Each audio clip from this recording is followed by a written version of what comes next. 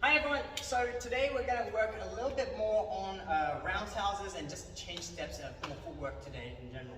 Alright, so a lot of times when we want to launch kicks or punches, as a rule of thumb, front hand, front leg is faster, a little weaker, back hand tends to be slower but have more power. Okay, this comes down to hip power and hip movement. Because I always want to get that power from this axis pivoting. I want my hip throwing.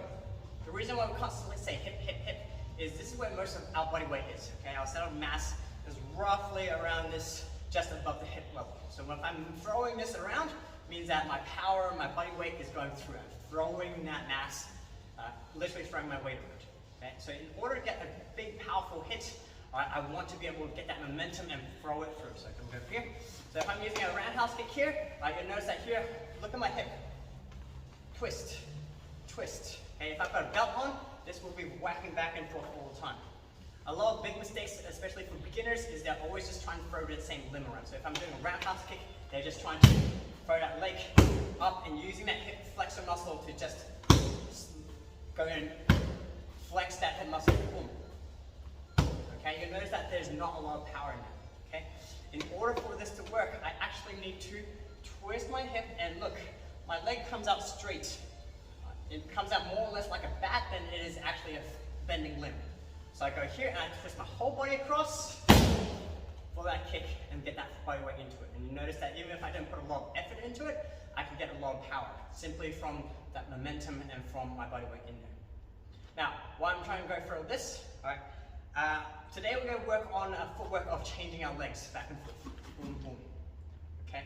Because you aren't always going to be in that perfect position where you want to kick. You want to put your leg in that position. Same thing, go for a hands. Just realize this. Okay, if I wanted to throw a cross or throw a big haymaker, same idea. I want to throw my body and get my strike in. Throw my body, get my strike in. Okay. Now, for example, say we moved or maybe halfway through, I kind of changed stances here. And now I've seen an opening.